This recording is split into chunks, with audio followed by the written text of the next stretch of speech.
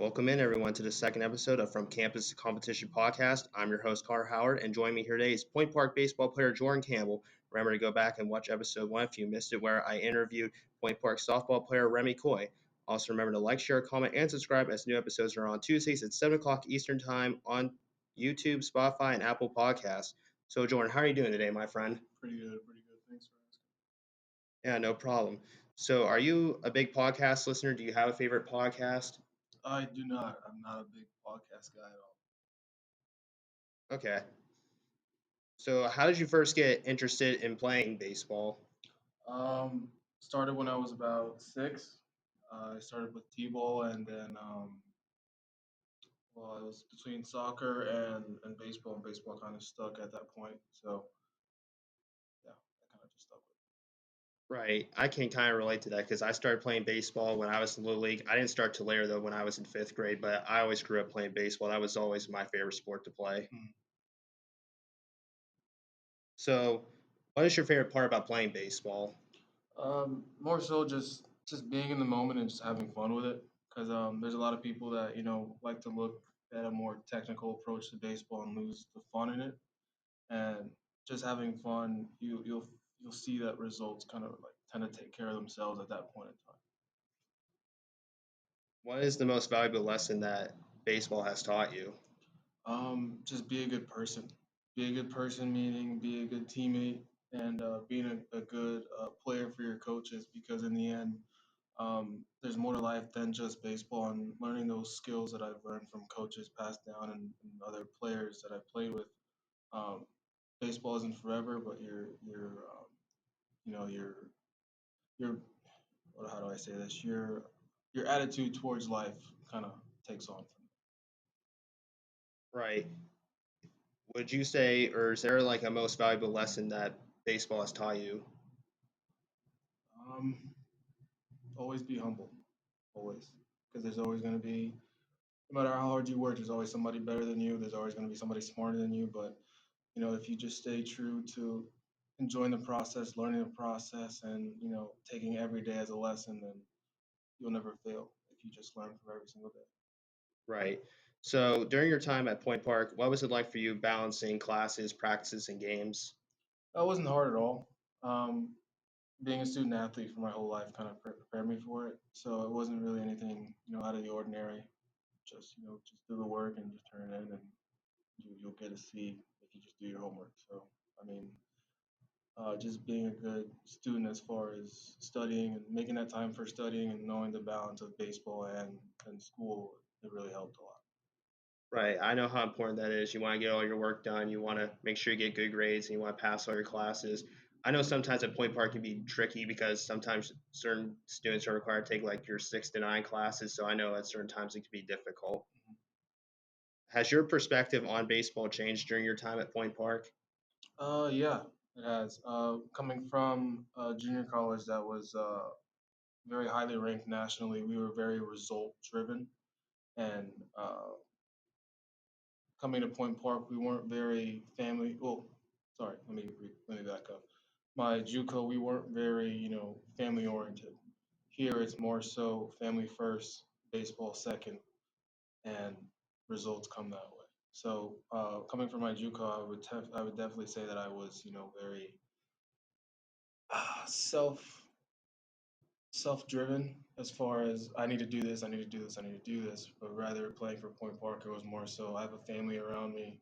I have a brother next to me that can pick me up if I don't do a job, or I have a brother next to me that's going to get the job done, and I have the utmost confidence in him to do so. Right. Because baseball, I know growing up and playing over years, it feels like family to you. And just being around all the guys and that, I always enjoyed all those experiences playing all the teams that I played on throughout the course of my life. Right. So, do you think the past teams that you've been on made you or help you made you a better player? Absolutely. Um, Better player meaning just more so results, or um, I would say yeah. I would say yeah, because being around them, being around people that you believe in and that you trust, you tend to hone your craft a little bit better because you're so much more comfortable. And yeah, I would think so because I had a lot of talent around me the last 4 years, and friendships came from those from that as So, what would you say is your greatest strength as an athlete, and how would you say it benefits the Point Park team? well. I would say coachability. Um, every single one of the coaches that are on the staff here, I feel like I have a really good relationship with. And the one thing I really pride, myself on is being a coachable player at all times. Not being so headstrong and I know what I'm doing. No, because every single day is a lesson, like I kind of said before. Um, and just not being so close-minded in certain situations. Like everybody has a different perspective, and constantly reminding myself that I'm not always right, or I don't always see things one way. It's very humbling, and I thank the coaches for that 100%. Absolutely. So, do you have any hobbies that you like to do outside playing baseball? No, other than just, a typical student athlete that, is tired of playing. They just come back, relax, and just, get ready for the next day. So other than just, watch shows on Netflix, Amazon, Prime, whatever it is, that's all I do. Right.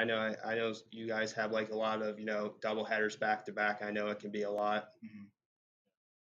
So, what would you say are the most important skills or strategies to have in baseball? Um, I would say, probably looking at a bigger picture. Baseball is, a lot of people don't think of it as this, but it is very strategic. Um, looking at it as okay, like okay, bottom of the sixth, hypothetically, and their cleanup hitter is up. Do I want to attack this guy with a guy on base, or would I want to, pitch around him, let him get himself out? Like um, pitch calling is very, strategic and stuff like that. So um, looking at it that way, I would say 100% strategic, but not so much like data driven because there's times where players and coaches want to be strategic and they just go based off of numbers and baseball is very unpredictable, so you know it's a mix of kind of playing strategically and smart, I would say. Right. So, has there been a coach, player, or both at Point Park that you've looked up to as a role model?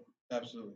um, Coach Torres has done so much for me in the last 4 years and even before I came here. I owe him my career. I wouldn't be here without him. Just on the field. Uh, Off the field, he's like another father figure in my life. He's a mentor towards me. If there's something bothering me, I go to him. I text him, call him, go to his office, whatever it is, and he's always there. So, not a knock to any of the other coaches because they are always there as well. But Coach Torres was, my blessing 4 years ago, and I'm so grateful that I still have him today. Yeah, Coach Torres, he's been a great coach. He's done so much for this Point Park baseball program. He's been here a long time and he knows everything about Point Park. I know he's a good role model and figure to look up to. Right, right. What would you say is the best piece of advice that you have gained from one of your coaches? Um, Coach Torres is always telling us, be where your feet are at. It's so easy to look forward to days that haven't happened yet or put yourself in situations that haven't happened yet, and we often overlook the present. Meaning, like right now is my last year, and I'm just enjoying every single day in the sense of enjoying my teammates, enjoying the company that's around me, and not necessarily worrying about the next day because the next day is going to come regardless. And if I look past the present that I'm in, I'm gonna look back wishing that I did more or I would, paid attention more. And so just, enjoying every single day that I have, like with Isaac, my brother, another senior, Javi, and Omar. We all came here together. We've been playing for 4 years together, and our relationship is really good. And I'm glad it is what it is, and I'm just enjoying every laugh, every game that we're playing with each other. Just appreciating every single inning, every single second. Right. So I was interested to ask, like, what was the transition and adjustment like for you and the team after leaving the River States Conference of NAI and now going to D2 and the Mountain East Conference this year? Um, Deep down, it didn't change any of us. It didn't change our mindsets. It didn't change our goals. Yeah, it's a big step moving from NAI to D2, but in hindsight, it didn't change how we prepared. It didn't change how what we did to in the off season. It just we look at it as another opportunity to just continue to play baseball because at the end of the day, that's what it is. Um, a lot of people like to put labels on it. Oh, NAI, AD2. No, it's still baseball. At the end of the day, two teams have to show up, and it's more so just playing baseball. Because at the end of the day, like if we were to let's say we were to go to Division 1, it'd still be the same thing, just playing baseball regardless. Right. That's why I think it's most important just playing baseball. It doesn't matter who your opponent is, whether D1, D2, D3, or AI. It's still another team you got to face, and you got to, take one game at a time. Mm-hmm. Do you have a certain routine that you do for when it's game day? Um, it kind of varies.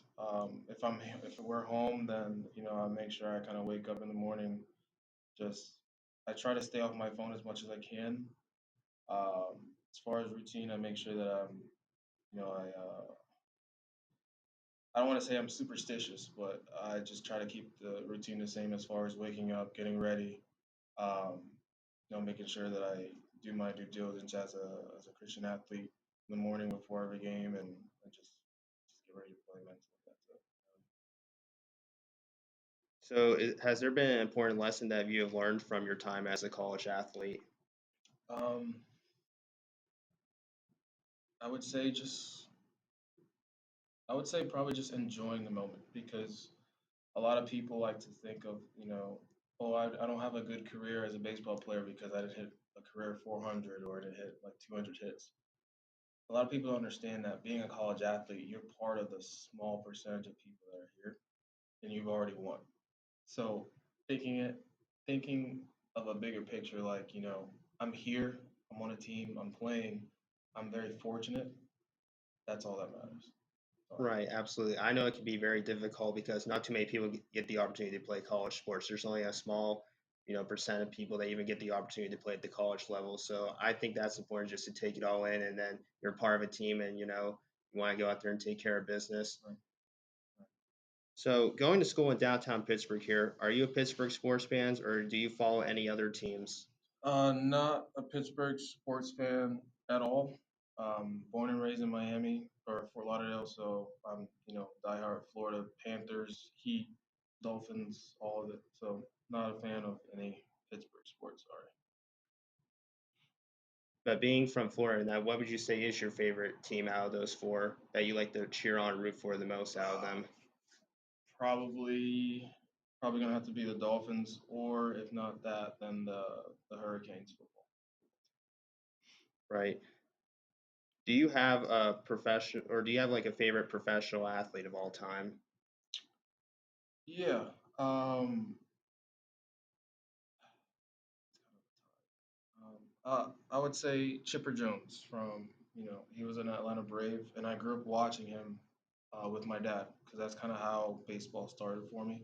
Uh, we would go to not football games, baseball games when they were playing in the Miami, not Miami, Miami Dolphin Stadium back then, and we would go to every single Braves game. He was there, and we'd sit there and watch every single game, and that, kind of just that's where my love kind of developed because it was like like I really love what he's doing to the sport. I love how he is outside of the sport. So kind of modeled my game after him when I was really young and kind of took off from there. Yeah. Do you have any funny or interesting stories from your athletic journey? Funny. There's so many. There's so many. I wish I had time to sit here and tell you them all, but I would just say probably just the bus rides with everybody. I mean, every baseball player will tell you like, bus rides are just fun because it's like you're all there. You got 6 hours on a bus or however long you're there, and you're just interacting with one another, playing games, and those are the things that you're gonna remember, for the rest of your life. Rather than I went 0 for 3 with a strikeout, but like times on the bus where you guys are bonding, having fun, playing games, is something I'm gonna remember. Right. I remember in high school we would drive an hour or two to play some games, and it was just a great bonding experience. We had a lot of fun bus rides, Yeah. and just great experiences in high school playing high school baseball. I know that's different from playing college, but I still think the experiences are still the same. You're still bonding with your teammates and having good times, and it is memories that will last a lifetime. Mhm. So after Point Park, do you still see yourself playing baseball, or do you see yourself getting into some other type of career field or coaching, or where do you see yourself? Um, After this year, decided that, I decided a couple years ago that I really wanted to take up coaching. And so after this year, it's still in the works, but I've been talking with Coach Torres, and he gave me the option to come back next year to be a grad assistant and coach alongside him and all the other coaches here on the staff until I finish my master's degree for coaching. And I'm blessed, to have that opportunity, and I'm grateful that he, gave me that opportunity. But yeah, I would definitely love to get into coaching. As far as playing, I don't think I would want to. Um, I kind of really set and really wanted to put go onto the other side of the ball, meaning coaching and stuff like that. But I kind of put that to bed about playing professional a couple years ago, just because I knew that I want to be realistic. And as far as there's not a lot of people getting drafted, and those that do, an even lesser percentage of them make it to the big leagues. And me personally, I knew that I had a good run, and I would love to continue to stay around the sport in a different avenue. So that's where I'm going to head from this point on. Absolutely. So I think that's interesting. You have your brother Jared on the team with you. I don't see that very often. What is it like having your brother on the team with you? It's it's pretty cool when people kind of bring it up, but for me, it's more so like it's like how do I put this?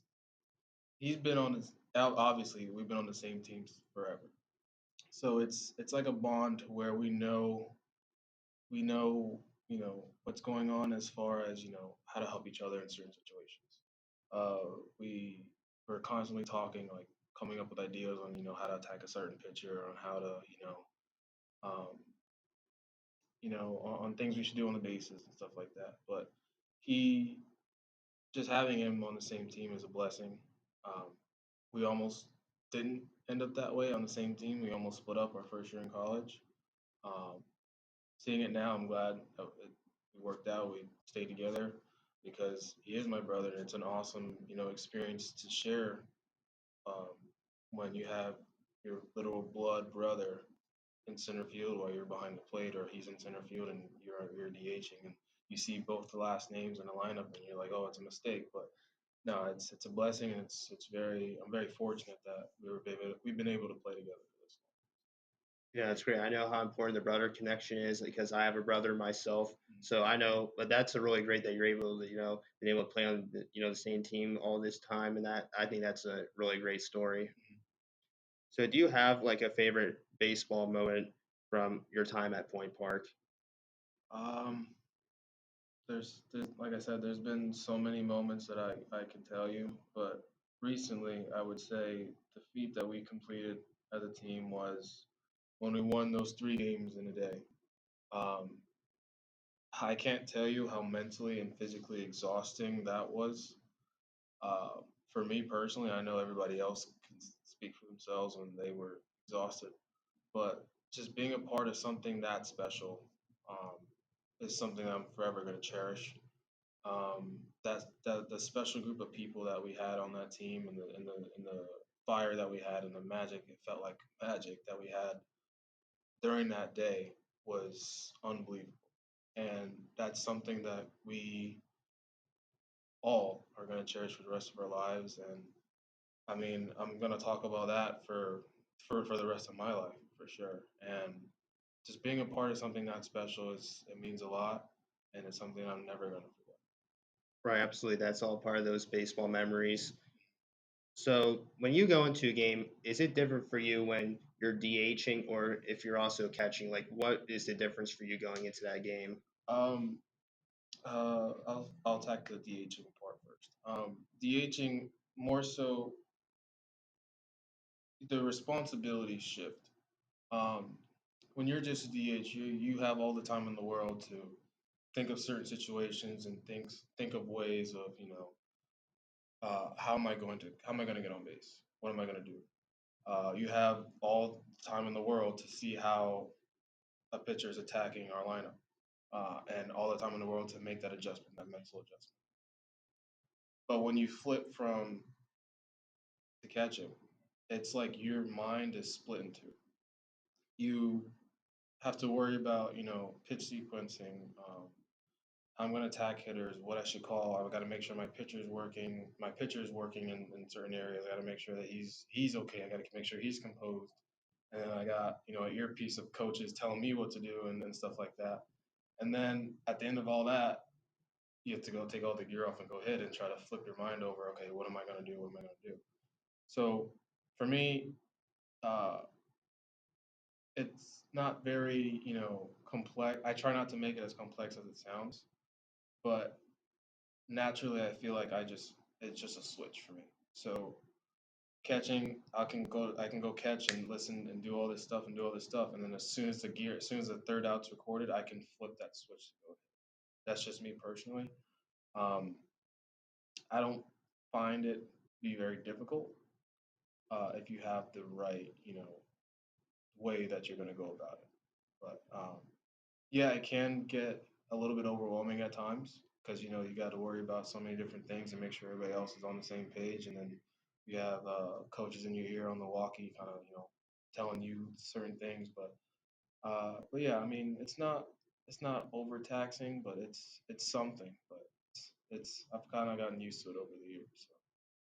Right. I always found catching interesting because that was like one of the few positions I never played during my baseball career. I know it can be very challenging at times because you got to be worried about the runners on base, and then you got to make a quick throw too, and always make sure you keep the ball in front of you at all times. So I know catching can be very difficult, and I always found that position interesting because that was like one of the few positions I ever played during my baseball career. So, do you have any personal goals that you want to accomplish by the end of the season? Um, I don't think I do, and this was the first year that I didn't really set any personal goals for myself, uh, other than just make sure that I'm having fun. When I found myself that I found that when I would tell myself that I want to accomplish certain goals, I would do the complete opposite. And last year I had a really rough start, and it kind of it lingered all the way to the middle of the season. And middle of the season, I had a light bulb that said, just stop worrying about that stuff.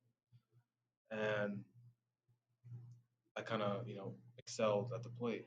So this year, I found myself doing the same thing early on in the year, and I was like, listen, stop being so result driven. There's no point.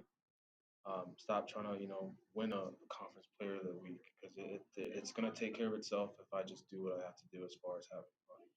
And recently, that's kind of what I've been telling myself the last 3 weeks. Like, just stop worrying about accolades and awards because if I'm good enough, they're gonna come. If I perform well enough, they're gonna come.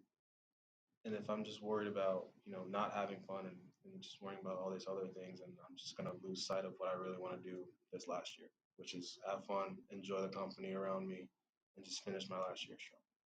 Right. I think that's important. You just want to, enjoy the moment and have, your last year and go off on a high note. Mhm. So, what would you say is the baseball teams like? What are they hoping to accomplish their first year in the MEC? Same thing as if we were playing an NAIA. Win the conference, win the tournament, and go from there. Um, because whether we're in the NAIA, Division Two, Division One, we're still gonna have the same goals, and our mindset can't change just because the title's different. You can't attack something different because the title's different. That's just not how it's gonna work. If you have the same mindset up and down, lower difficulty, higher difficulty, medium difficulty, then you should be fine. Right. So I always found it interesting. So I've been calling Point Park baseball games the last 3 years. I've enjoyed watching you guys play. It's always fun to go out and broadcast your games. I always found it interesting though. Like, how is it though? You played at like multiple different fields all the times. It feels like you're either at Pullman Park in Butler or Wild Things Park, or you're playing at your home field in Green Tree. So what is it like playing at all these different fields that you consider home? it doesn't really bother us too much, or it doesn't bother me really too much. Yeah, some of the fields, aren't, uh, I don't want to say kept up. Like Pullman Park is it's kind of different as far as turf infield and grass outfield. Um, but other than that, it doesn't really change.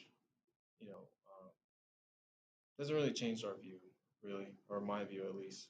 It's yeah, I mean, it doesn't really change anything. It's cool to play at all these different parks. That's for sure. Playing at Waltings and playing at Pullman, playing at our field. It's pretty cool, but we try not to let those little things kind of get in our way of trying to win a baseball Right. Do you have a personal favorite of those three fields you like to play on the most out of the three? game. Probably Wild Things, just because we play there more than anything, and it's just it's turf. It's easy to play on, or easier to play on. Um, yeah, it's probably Wild Things. Yeah, that's great. You get to play on a professional baseball field. Yeah, I just think that's really great. So, when you're catching in that, is it different for you when it's Javier or Ethan Parker or any one of the other pitchers pitching? Yeah, because every pitcher has their own identity. Like a Javi fastball is different than a Parker fastball. Every single pitcher is different, and what I learned is over the years, taking the time and learning each pitcher and learning what works best for them is important. And just it just comes with time. Like I've caught Javi for 4 years. I've caught Parker for three. Ramon, I've caught him for three. There's a couple of newer guys that I've learned through this year, and just remembering that everybody's different and nobody's the same. It's just so it kind of makes it fun because it's like, okay, I got to do this, I got to do this, I got to do this, I got to do this. I can't do this for him because it doesn't work. But yeah, it's pretty cool. It's pretty Right. Would there be another position that you'd be interested in playing other than catcher? If you had like to pick, like what would be another position that you would play, at Point Park? cool. Honestly, I don't think I would want to. 'Cause I've been a catcher ever since I started playing. So I mean, yeah, I played other positions. I played third in college. Um, Not college, high school. College, I think I played first and outfield. I played third when I got here my first year. I played a little bit outfield and second base, but there was nothing I would trade. I wouldn't trade the world to give up a catcher. Right. I know if you play like one position like that, it's like, important and, you don't want to, and when you're like so familiar with the spot, you don't want to like just change and Right. that. And then you look at like your brother Jared. Has he always been like a center fielder, or is that like his favorite position to play in, and he like is like in charge of the outfield? No, he's played center field since day one. Since we were little, he's played center field. Then he made like a little.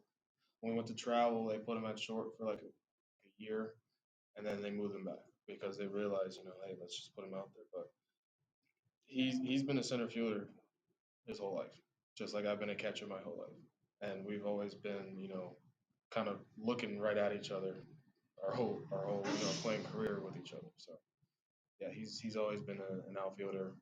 He played first a couple times, but he was definitely more an outfielder. So as a student athlete, do you have like a certain like meal that you have before like pregame, or like a certain like diet that you have to have as a student athlete that you prefer? Um, I try to eat a lot of, I eat a lot of fish and red meat, just, try to get my proper nutrition, vegetables. But do I follow like a strict diet? Not really, just because, we're always on the road, so we don't really have the time to, eat a proper steak or eat like or anything, healthy. So, um, the one thing I will say I try to do is stay away from fried foods. Too like I'll indulge every now and then, but I try to stay away from fried foods, a lot of sugary stuff. Every now and then I'll indulge, but I'm a firm believer in what I put in my body is what I'm going to get out of it. So minimizing my sugar intake on a road trip is important. Yeah, I'll have a couple snacks on a bus ride, but eating too much is just not right. staying hydrated for sure. Um, but yeah, nothing too crazy. Yeah, I know it's important. You don't want to eat like just constantly consume fried food, especially when you're a student athlete. You want to make sure you also watch your eating at times. You want to not indulge and like just eat a bunch of like unhealthy food. Right. Well, thank you for joining me here today, Jordan. You've been a great guest, and best of luck to you and the rest of the baseball team this season. Thank you for having me. Yeah, no problem. And thank you to everyone for listening to From Campus to Competition podcast. Make sure to tune in next Tuesday for episode 3 at 7 o'clock Eastern Time. I'm your host, Connor Howard, signing off.